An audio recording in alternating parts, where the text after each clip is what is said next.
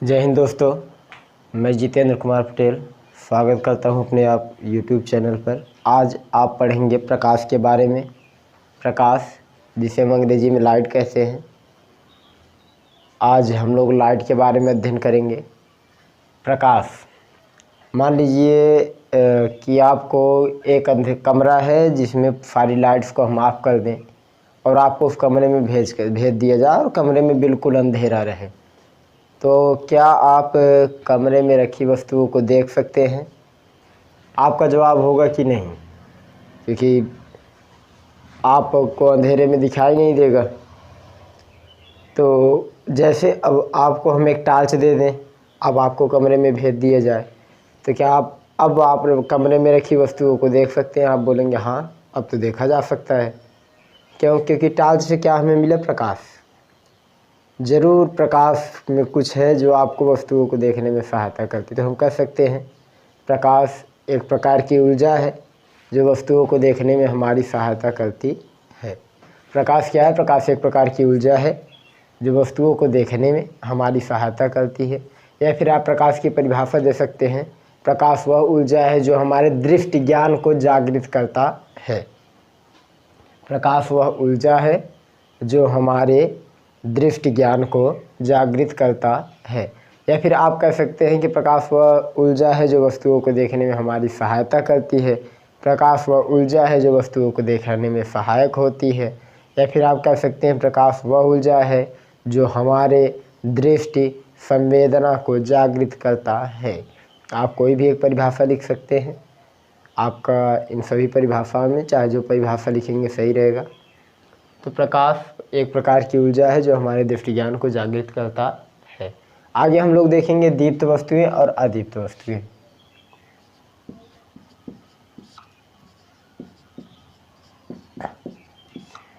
दीप्त वस्तुएं, इसका एक नाम और होता है प्रदीप्त बोला जाता है। इसको दीप्त कहो या प्रदीप्त कहो, बात एक होगी।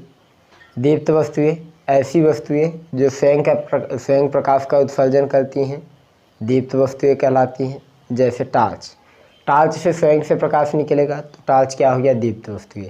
लालटेन स्वयं प्रकाश का उत्सर्जन करेगी, लालटेन दीप्त वस्तुएं। विद्युत बल्ब स्वयं प्रकाश का उत्सर्जन करेंगी तो विद्युत बल्ब क्या हो गया? दीप्त वस्तुएं। इसी प्रकार से सूर्य क्या हो जाएगा? दीप्त वस्तुएं। तो ऐसी वस्तुएं जो स्वयं प्रकाश का उत्सर्जन करें, यानी खुद से प्रकाश दें, उसे क्या कहेंगे? दीप्त वस्तुएं। ऐसी वस्तुएं जो स्वयं प्रकाश का उत्सर्जन करती हैं दीप्त वस्तुएं कहलाती हैं। आगे हम लोग देखेंगे अदीप्त वस्तुएं, कहा जाता है अप्रदीप्त वस्तुएं। अदीप्त वस्तुएं, अदीप्त वस्तुएं क्या है? ऐसी वस्तुएं, अब देखिए दीप्त वस्तुओं में क्या था? ऐसी वस्तुएं जो प्रकाश का उत्सर्जन करती हैं दीप्त वस्तुएं कहलाती हैं। अदीप्त यानी अप्रदीप्त में क्या हो जाएगा? जो स्वयं प्रकाश का उत्सर्जन नहीं करती। तो ऐसी वस्तुएं जो स्वयं प्रकाश का उत्सर्जन नहीं करती अप्रदीप्त वस्तुएं अदीप्त वस्तुएं कहलाती हैं। ऐसी वस्तुएं जो स्वयं प्रकाश का उत्सर्जन नहीं करती अदीप्त वस्तुएं कहलाती हैं। जैसे, और ये अदीप्त वस्तुएं जो होंगी ये दीप्त वस्तुएं के प्रकाश से प्रकाशित होती हैं। अदीप्त वस्तुएं जो होती हैं दीप्त वस्तुएं के प्रकाश से प्रकाशित होती हैं। जैसे मान लीजिए अब दीवार को आप देख सकते हैं जब तक इस पर प्रकाश ना पड़े। जब प्रकाश पड़ेगा तभी देख सकते हैं। और पहले तो इनके पास स्वयं का प्रकाश नहीं होता, ये दूसरे के प्रकाश से प्रकाशित होती है। मेज, कुर्सी, अलमारी और ये सब क्या हो जाएंगी? अदीप्त वस्तुएं। चंद्रमा भी एक अदीप्त वस्तु है क्योंकि ये इसके पास भी स्वयं का प्रकाश नहीं होता। और यह भी जो है दीप्त वस्तु यानी सूर्य के प्रकाश से प्रकाशित होता है। चंद्रमा भी क्या हो जाएगा? अदीप्त। तो जिसके पास स्वयं का प्रकाश नहीं होता वह अदीप्त वस्तुएं कहलाती है। आगे हम लोग देखेंगे प्रकाश स्रोत।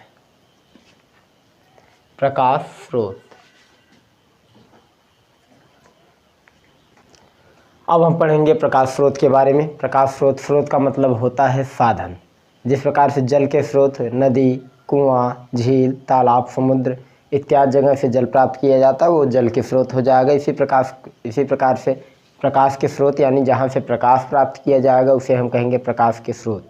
जैसे आप कह सकते हैं टॉर्च, मोमबत्ती, लाइट, सूर्य, बल्ब इत्यादि क्या हो जाएंगे? प्रकाश स्रोत। इत्यादि प्रकाश स्रोत कहलाएंगे। दुर्बल सुनिएगा, दो लाइनें आपके लिए प्रकाश स्रोत से जुड़ी हुई। दुर्बल होता है वही जिसमें नहीं होता है आत्मविश्वास। दुर्बल होता है वही जिसमें नहीं होता है आत्मविश्वास, और जीवन में रहता है तब तक अंधेरा जब तक ना आए किसी स्रोत से प्रकाश। यानी जब तक किसी स्रोत से प्रकाश नहीं आता तब तक जीवन में अंधेरा बना रहता है। प्रकाश स्रोत यानी ऐसे साधन जिनसे प्रकाश प्राप्त किया जाता है उन्हें हम प्रकाश स्रोत कहते हैं। ऐसे साधन जिनसे प्रकाश प्राप्त किया जाता है प्रकाश स्रोत कहलाते हैं, जैसे टॉर्च, मोमबत्ती, लाइट, विद्युत बल्ब, सूर्य इत्यादि। अब प्रकाश स्रोत देखा जाए तो प्रकाश स्रोत दो प्रकार के होते हैं। पहला हो जाएगा कृत्रिम प्रकाश स्रोत और दूसरा हो जाएगा प्राकृतिक प्रकाश स्रोत। तो सबसे पहले हम देखेंगे प्राकृतिक प्रकाश स्रोत।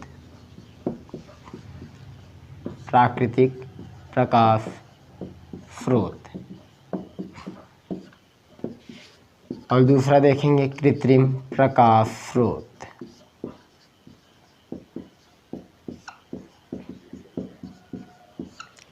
प्रकाश स्रोत, सोर्स ऑफ लाइट, ऐसे साधन जिनसे प्रकाश प्राप्त किया जाता है प्रकाश स्रोत कहलाते हैं।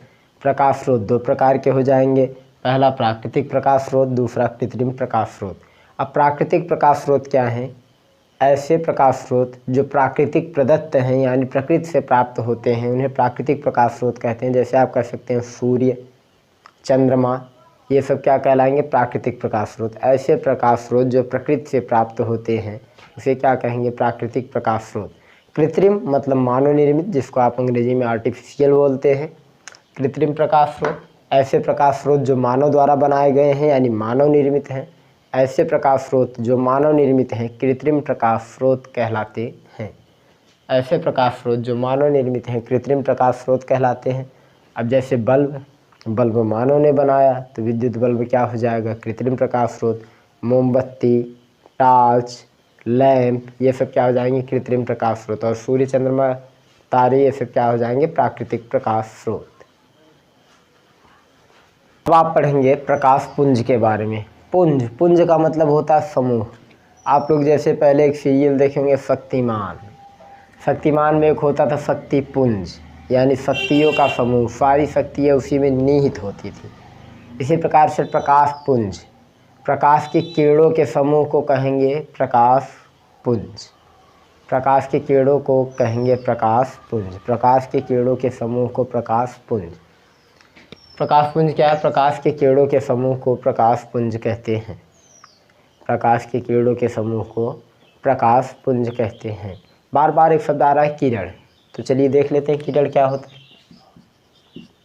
किरण, प्रकाश जब किसी स्रोत से निकलता है तो एक सरल रेखीय मार्ग में गमन करता है, और तो इसी सरल रेखीय मार्ग को हम क्या कहते हैं? प्रकाश की किरण।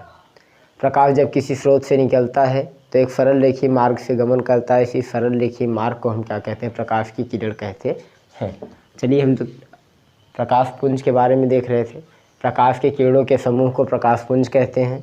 किरणों का समूह प्रकाश का पुंज। प्रकाश के किरणों के समूह को प्रकाश पुंज कहते हैं। प्रकाश पुंज तीन प्रकार के होते हैं, पहला अपसारी प्रकाश पुंज, दूसरा अभिसारी प्रकाश पुंज, तीसरा समांतर प्रकाश पुंज। तो बारी बारी से हम तीनों को देखेंगे। पहला होता है अपसारी प्रकाश पुंज। अपसारी प्रकाश पुंज। अपसारी समझिएगा, अपसारी, पसार देना। पसार मतलब प्रसार, पसार देना मतलब फैला देना। यानी जब प्रकाश की किरणें फैल जाएं तो क्या हो जाएगा? अपसारी। देखो शब्द से ही स्पष्ट है, अपसारी। जब प्रकाश की किरणें फैल जाए यानी जब प्रकाश की किरणें एक बिंदु से फैलती हुई प्रतीत होती हैं तो उसे अपसारी प्रकाश पुंज कहते हैं। जब प्रकाश की किरणें एक बिंदु से फैलती हुई प्रतीत होती हैं तो उसे क्या कहते हैं? अपसारी प्रकाश पुंज। जब प्रकाश की किरणें एक बिंदु से फैलती हैं तो क्या कहलाएगा? अपसारी प्रकाश पुंज। ये कैसा प्रकाश पुंज हो जाएगा? अपसारी प्रकाश पुंज, क्योंकि यहाँ पर देखिए प्रकाश की किरणें एक बिंदु से फैल रही हैं। अपसारी प्रकाश पुंज। और दूसरा होता है अभिसारी प्रकाश पुंज। अभिसारी प्रकाश पुंज। अपसारी प्रकाश पुंज में प्रकाश की किरणें एक बिंदु से फैल रही हैं और अब अभिसारी में क्या होगा, प्रकाश की किरणें एक बिंदु पर आकर मिल जाएंगी। तो अभिसारी प्रकाश पुंज में क्या होता है, प्रकाश की किरणें जब एक बिंदु पर आकर मिलती हैं तो इसे कहेंगे हम लोग अभिसारी प्रकाश पुंज। उसे कहेंगे अभिसारी प्रकाश पुंज। प्रकाश की किरणें एक बिंदु पर आकर मिल रही हैं। देखिए तीर के माध्यम से आपको प्रकाश का मार्ग हम दिखा रहे हैं। यहाँ पर क्या हो रहा है, प्रकाश की किरणें एक बिंदु पर आकर मिल रही हैं तो क्या हो जाएगा, अभिसारी प्रकाश पुंज। अभिसारी प्रकाश पुंज। अपसारी, प्रसार मतलब फैलाना, शब्द से ही स्पष्ट है। तो अपसारी प्रकाश पुंज, जब प्रकाश की किरणें एक बिंदु से फैलती हैं तो इसे अपसारी प्रकाश पुंज, और जब प्रकाश की किरणें एक बिंदु पर मिलती हैं तो इसे अभिसारी प्रकाश पुंज कहते हैं। तीसरा हम देखेंगे समांतर प्रकाश पुंज। समांतर प्रकाश पुंज। समांतर प्रकाश पुंज, जब प्रकाश की किरणें एक दूसरे के समांतर होंगी तो उसे समांतर किरण पुंज या समांतर प्रकाश पुंज कहेंगे। समांतर प्रकाश पुंज क्या होता है, जब प्रकाश की किरणें शब्द से ये स्पष्ट है, जब प्रकाश की किरणें एक दूसरे के समांतर हो। जब प्रकाश की किरणें एक दूसरे के समांतर हो उसे क्या कहेंगे, समांतर किरण पुंज। यहाँ पर देखिए प्रकाश की किरणें एक दूसरे के समांतर हैं, इसे क्या कहेंगे हम, समांतर किरण पुंज। समांतर किरण पुंज या समांतर प्रकाश पुंज। देखिए जब प्रकाश की किरणें एक बिंदु से फैलती हैं तो उसे अपसारी किरण पुंज या अपसारी प्रकाश पुंज, और जब प्रकाश की किरणें एक बिंदु पर मिलेंगी इसे अभिसारी प्रकाश पुंज या अभिसारी किरण पुंज, और जब प्रकाश की किरणें एक दूसरे के समांतर हो तो उसे समांतर प्रकाश पुंज कहते हैं। ये आपके सामने हो गया प्रकाश पुंज। चलिए एक प्रश्न आपके सामने है, हमें वस्तुएं कैसे दिखाई देती हैं, यानी हम किसी वस्तु को कैसे देख पाते हैं। जब प्रकाश की किरणें किसी सतह से टकराती हैं, टकराने के बाद वापस लौट आती हैं, जिसे हम प्रकाश का परावर्तन कहते हैं। जब प्रकाश की किरणें किसी वस्तु की सतह से टकराती हैं तो टकराने के बाद वह प्रकाश की किरणें परावर्तित हो जाती हैं और वह परावर्तित प्रकाश की किरण आकर हमारी आँखों में पड़ती हैं और परावर्तित प्रकाश के हमारी आँखों द्वारा ग्रहण कर लिया जाता है, जिसके द्वारा वस्तुएं हमें दिखाई देती हैं। जैसे मान लीजिए ये बोर्ड आप कैसे देख पा रहे हैं, प्रकाश किसी सोर्स से चलकर इस बोर्ड की सतह से टकराता है, टकराने के बाद ये प्रकाश जो है हमारी आँखों में पड़ता है, जिसके कारण वस्तुएं हमें दिखाई देती हैं। यानी किसी वस्तु से टकराकर वापस लौटने वाला प्रकाश हमारी आँखों के द्वारा ग्रहण कर लिया जाता है, जिससे हम लोग वस्तुएं देख पाते हैं।